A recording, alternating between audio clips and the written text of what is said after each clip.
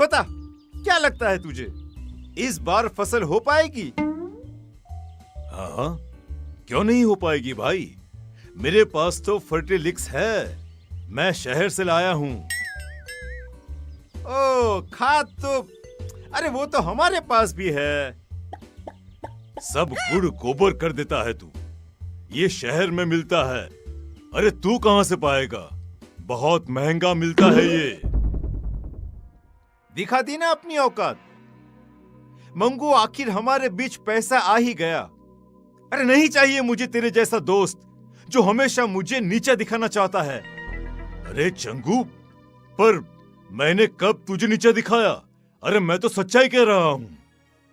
गांव के बीचों बीच दोनों बुरी तरह लड़ पड़ते हैं। कुछ ही देर में बोला चाली हाथापाई में बदल जाती है। गांव के कुछ लोग आकर उन्हें छुड़वाते हैं और अपने अपने काम पर जाने को कहते हैं। शाम को मंगू तो अपने घर लौट आता है, पर चंगू नहीं आता। अभी तक ये घर नहीं आए, इतनी देर तो ये कभी नहीं करते। भगवान ना करे इन्हें कुछ हो तो नहीं गया ना। मंगू भाई साहब के घर जाकर पता करती हूँ। रास्ते में ही उसे सुबह चंगू मंगू के बीच हुए झगड़े के बारे में पता चलता है। मतलब मंगू भाई साहब ने ही किया है ये सब। ऐसा बदला लिया कि मेरे सुहाग को ही गायब कर दिया। विमला गुस्से में सोनम के पास जाती है और कहती है, कहाँ है सोनम, बाहर निकल। बता मेरे चंगू जी कहाँ है? क्या किया है आप लोगों ने उनके साथ? तभी उन सबके सामने अपने हाथ में चंगू को उठाए एक चुड़ैल हवा में उड़ती हुई आती है। मरोगे, सब मरोगे। छोड़ूंगी नहीं मैं किसी को, कोई नहीं बचेगा। कौन कौन हो तुम? छोड़ दो मेरे पति को। मैं हूँ उड़ने वाली चुड़ैल। सबकी आंखों के सामने वो चुड़ैल चंगू को उड़ाकर ले जाती है। बचाओ, बचाओ, अरे अरे कोई बचाओ मुझे। उसी रात से गांव में उड़ने वाली चुड़ैल का साया मंडराने लगता है। अगली सुबह केसारी लोटा लिए खेत की तरफ जा रहा होता है। तभी चुड़ैल उड़ती हुई आती है और उसे हवा में उड़ाकर ले जाती है। अरे चुड़ैलिया, मुझे छोड़ दे मुझे चुड़ैलिया। अरे चाहिए तो मेरा ये लोटा ले ले। तेरे लोटे का मैं क्या करूंगी? मुझे जो तेरी चर्बी चाहिए, चर्बी। चुड़ैल चंगू की तरह ही केसारी को गांव के बीचों बीच हवा में घुमाती हुई गायब हो जाती है।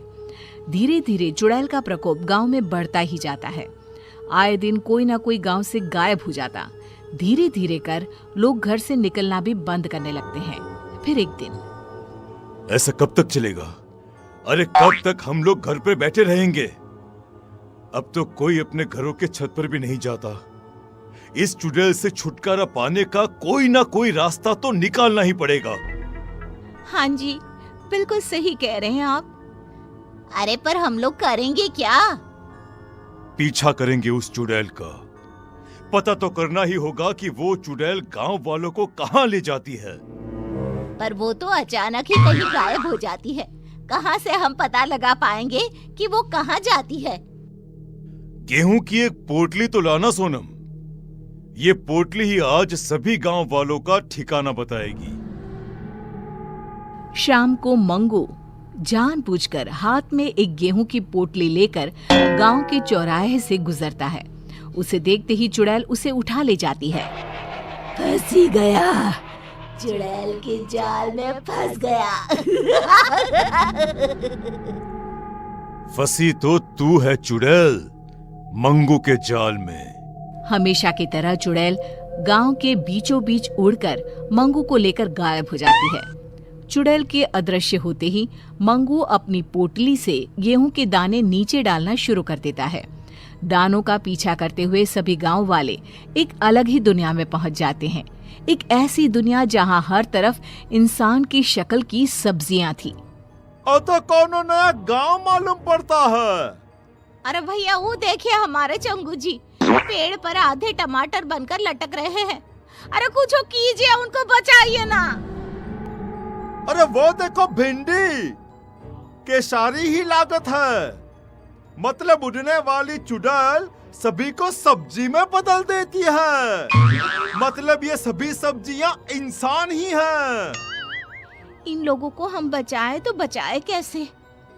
तभी पेड़ पर लगा एक टमाटर कहता है, इस गांव को श्राप है कि अगर किसी ने एक भी सब्जी तोड़ी तो सभी की सभी सब्जियां इंसान में बदल जाएंगी, पर चुड़ैल के रहते कोई सब्जी को छू भी नहीं सकता। अरे वो आती ही होगी, तुम लोग भी कहीं छुप जाओ, जाओ जल्दी। ये सारी बातें मंगू सुन लेता है। वो चालाक तो था ही। वो चुड़ैल से कहता है, जो मर्जी तुम्हारी, वो सब्जी मुझे बना दो, मगर बाहर धूप में जो सब्जियां सड़कर टूट गई तो? मेरी सब्जियां टूट नहीं सकती, उन्हें ताजा रहना होगा। तो किसी को सब्जियों को पानी देने के लिए क्यों नहीं रख लेती? ये सही रहेगा, पर ये काम करेगा कौन? हाँ, वैसे तो मुझे मटर बनना था, पर ये काम भी चलेगा। जाओ चुड़ैल, तुम आराम करो, तब तक मैं सब्जियों को पानी दे आता हूँ। मंगू बाहर जाता है और सब्जियों को पानी देने के बहाने एक सब्जी तोड़ लेता है। जैसे ही वो सब्जी तोड़ता है, जादुई नगरी खत्म हो जाती है। सभी सब्जियां इंसानों में बदल जाती है। तभी वहां भागती हुई एक खूबसूरत लड़की आती है। मैं एक श्रापित राजकुमारी थी। जब तक कोई छुपकर सब्जी नहीं तोड़ता, मैं आजाद नहीं हो सकती थी। तो मुझे बताओ, तुमने कभी किसी को सब्जी तोड़ने क्यों नहीं दी? ये श्राप था ही ऐसा। मुझे सभी को सब्जी तोड़ने से रोकना था। बाकी मुझे कुछ भी याद नहीं था। श्राप ने मेरी बुद्धि ले ली थी।